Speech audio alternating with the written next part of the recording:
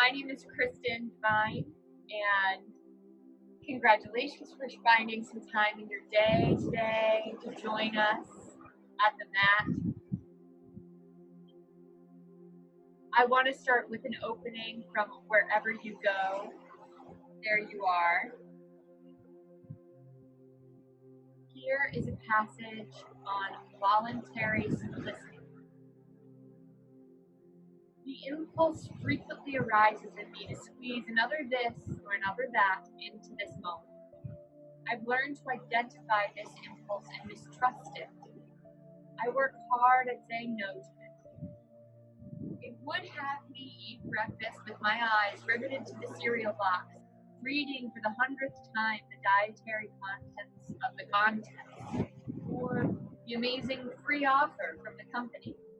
This impulse doesn't care what it feeds on, as long as it's feeding.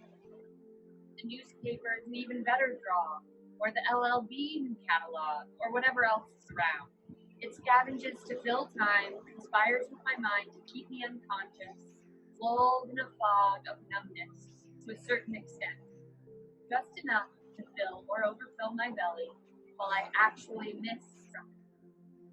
It has me unavailable to others at those times, missing the play of light on the table, the smells in the room, the energies of the moment, including arguments and disputes, as we come together before going our separate ways for the day.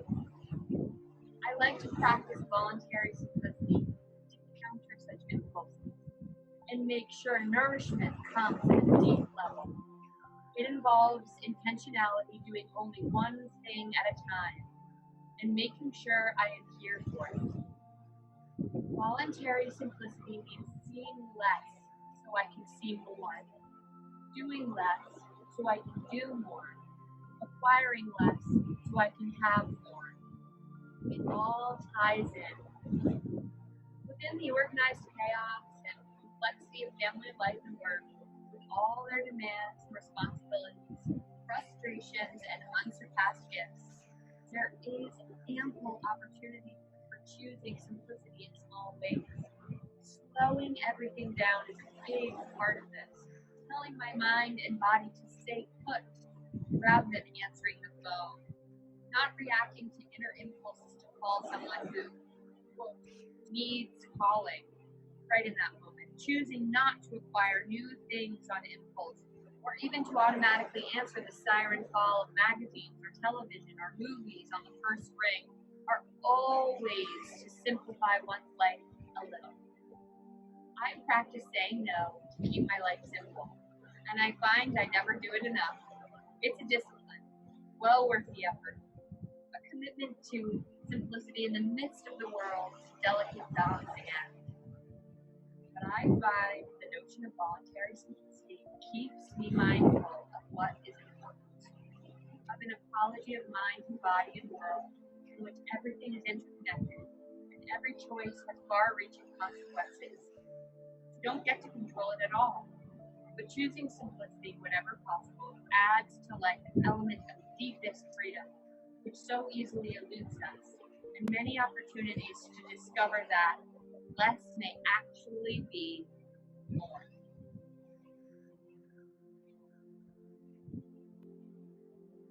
That passage really resonates with me. I find myself during this time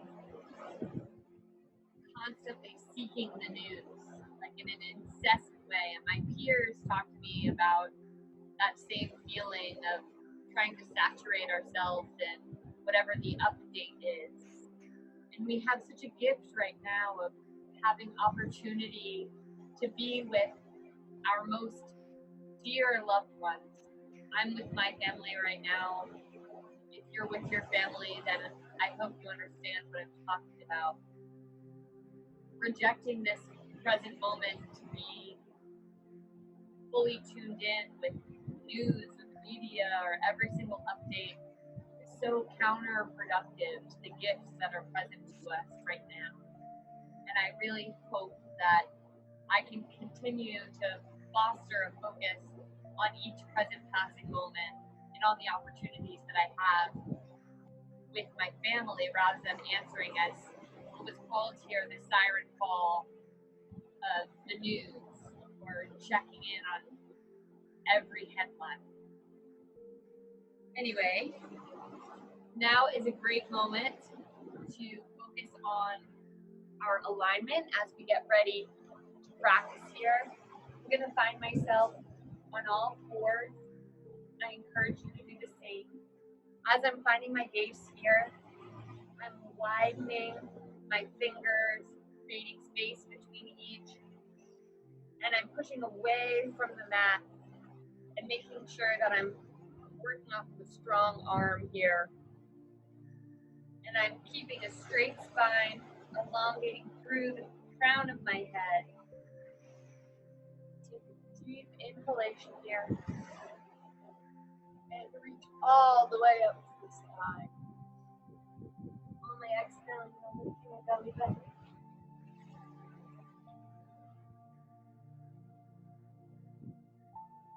Enjoying the blue ahead of me. Feeling the roundness of my spine.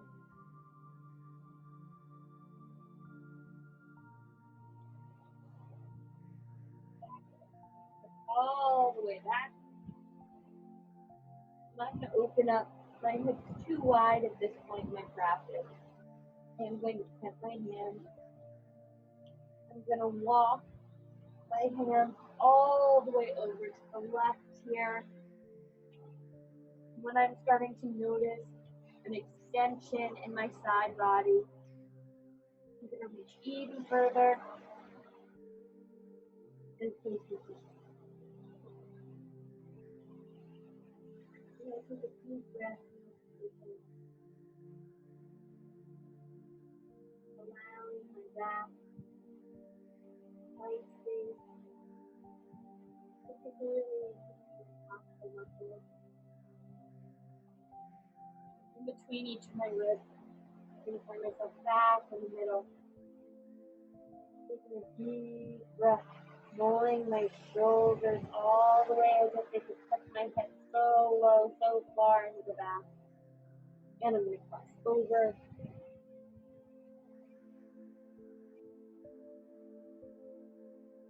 Beautiful. Holding space with breath here.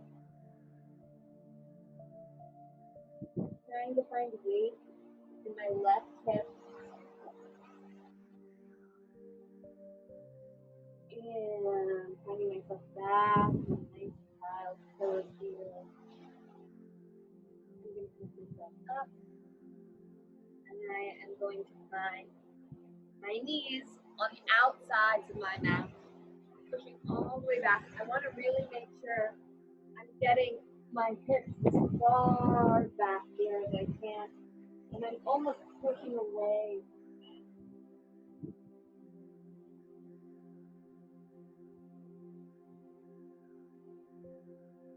Taking a deep breath here.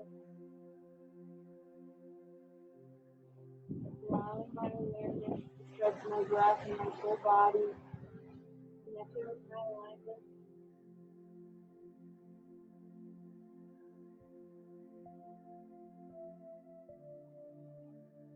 Beautiful. Now I'm going to grab my cushion and I'm going to intentionally take my seat.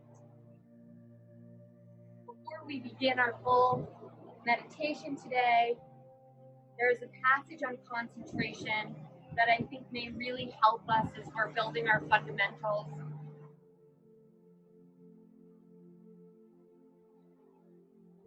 This passage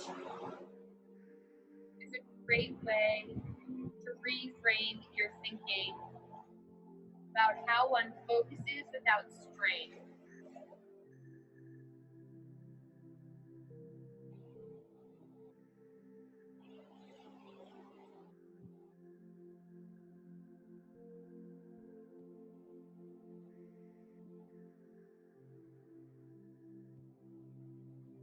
Concentration. Concentration is a cornerstone of mindfulness practice. Your mindfulness will only be as robust as the capacity of your mind to be calm and stable. Without calmness, the mirror of mindfulness will have an agitated and choppy surface. You will not be able to reflect things with any accuracy. Concentration can be practiced either hand in hand with mindfulness or separately. You can think of concentration as the capacity of the mind to sustain an unwavering attention on one object of observation. It is cultivated by attending to one thing, such as the breath, and just limiting one's focus to that. When practicing strictly concentrated forms of meditation, you purposefully refrain from any efforts to inquire into areas such as where the mind went when it wandered off, or that the quality of the breath fluctuates. Our energy is directed solely toward experiencing this breath coming in, this breath going out, or some other single object of attention. With extended practice, the mind tends to become better and better at staying on the breath, or noticing even the earliest impulse to become distracted by something else, and either resisting its pull in the first place, staying on the breath, or quickly returning to it. A calmness develops with intensive concentration practice and has a remarkably stable quality to it. It is steadfast, profound, hard to disturb, no matter what comes up. It is a great gift to oneself to be able periodically to cultivate over an extended period of time. The stability and calmness which comes with one-pointed concentration practice form the foundation of the cultivation of mindfulness.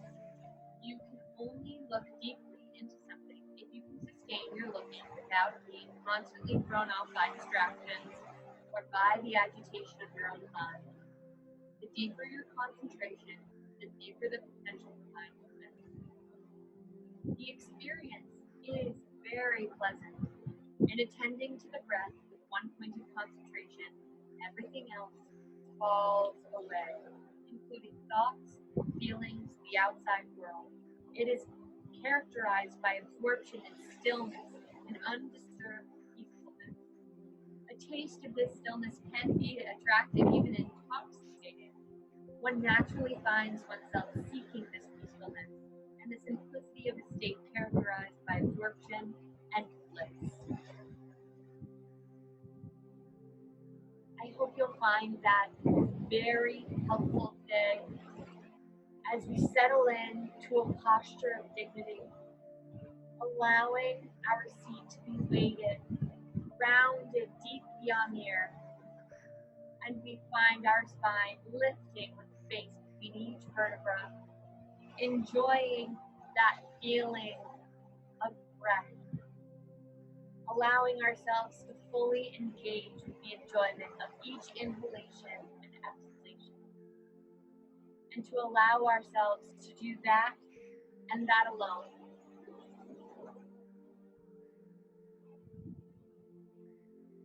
Allow your eyes to close.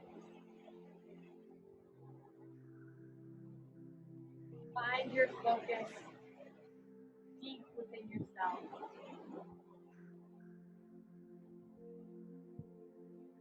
Scan from the top of your head down to your lower spine. Take note of any places that are bogged down by tension. And allow yourself the joy of release.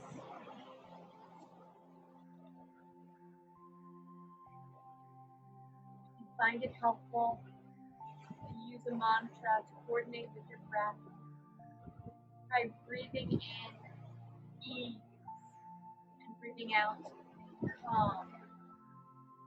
Allow your inner eye to form the word on each breath.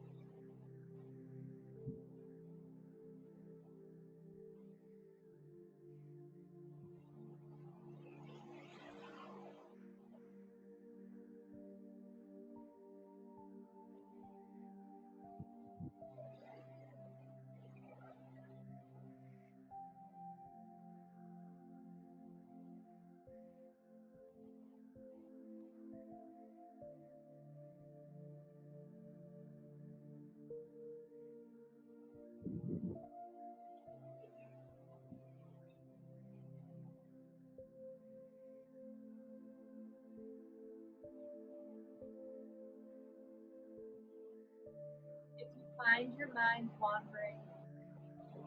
Take a moment to notice. Release any feeling of judgment, failure. And allow the mind to resettle its focus upon the experience of each individual breath.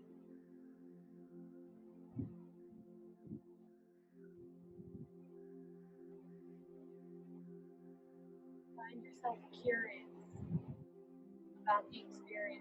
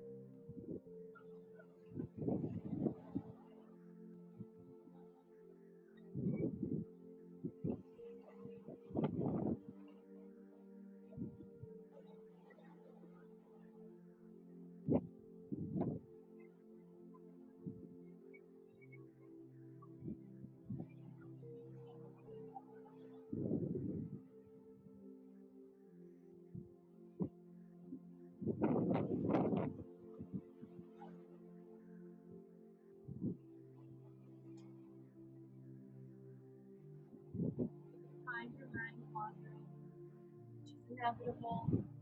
Remind yourself that it is okay and release any feelings of judgment. Offer yourself acceptance and return to the present moment.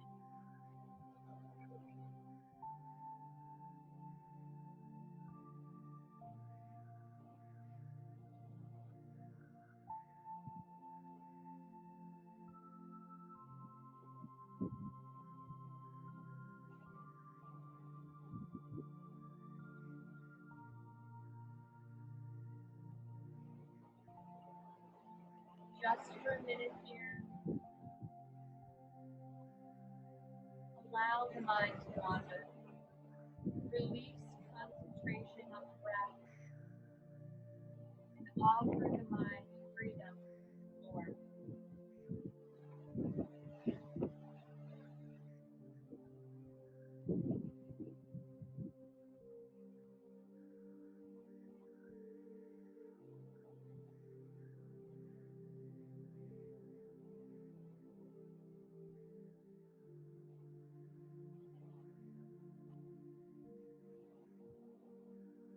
On your own time, find your focus within your body. Begin to notice the breeze on your arm, feeling of your air conditioner,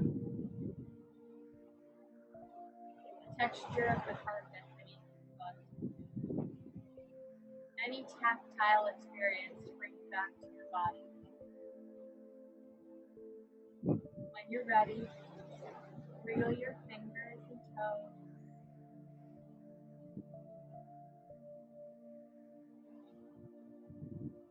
Allow your eyes to open.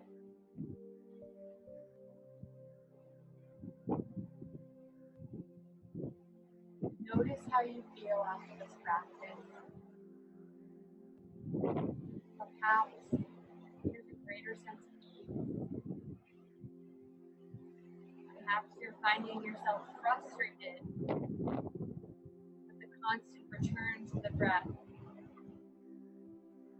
Maybe there was judgment, wandering. Try to let all of that go. Find yourself in the present, mindful, and recharging down. Allow yourself, if it feels good, to lay down for our closing. Really take full advantage of this time to restore and allow the time you spent for yourself, how generous that was, and how it's already helping you on a journey, whether you're conscious of it or not.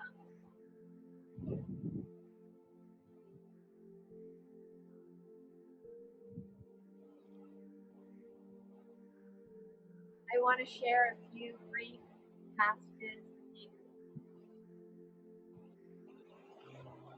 Here's a poem by women.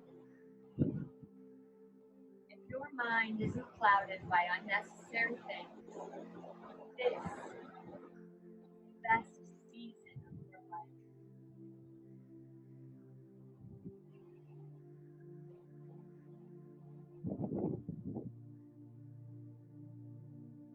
Here's a brief passage on the benefits of going inside, and we'll close with a poem or two.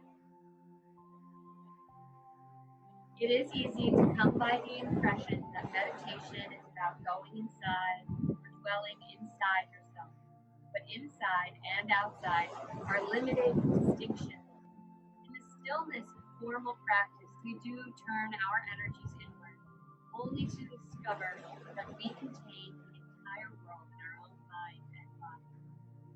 Dwelling inwardly for extended periods, we come to know something of the poverty of always looking outside ourselves for happiness, understanding, and wisdom.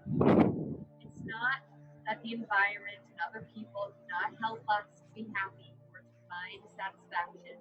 It's just that our own happiness, satisfaction, and our understanding will be no deeper than our capacity to know ourselves inwardly. To encounter the outer world from the deep comfort that comes from being at home, one's own skin, from an intimate familiarity with the way of one's own mind and body. Dwelling in stillness and looking inward for some part of each day, we touch what's most real and reliable in ourselves, and most easily overlooked and undeveloped. When we can be centered in ourselves, even for brief periods of time, in the face of the pull of the outer world, not having to look elsewhere for something to fill us up and make us happy, we can be at home wherever we find ourselves, at peace with things as they are, moment by moment. Here are those poems. Don't go outside your house to see the flowers. My friend, don't bother with that excursion. Inside your body there are flowers. One flower has 1,000 petals that will do for a place to sit. Sitting there, you will have a glimpse of beauty inside the body and out of it, before gardens and after gardens. Direct your eye right inward, and you'll find 1,000 regions in your mind yet undiscovered. Travel them and be expert in home cosmography. Thoreau. Walden. As the sun is fully set here, I want to thank you for spending the time with me. I so enjoy your community. Just a reminder to check out #LVilleDanceTogether. Tomorrow we have 2 classes for youngsters. Every Wednesday, every Monday, every Friday. On Wednesdays we have a core class. We have classes for our advanced and intermediate dancers on Monday, Wednesday, and Friday at 3 o'clock Eastern Time. And we have a joyous communal dance class called Big Red Dance on Tuesdays and Thursdays from 3 o'clock to 4:30. I hope you will join us. I feel so lucky to have all of you and your communal energy.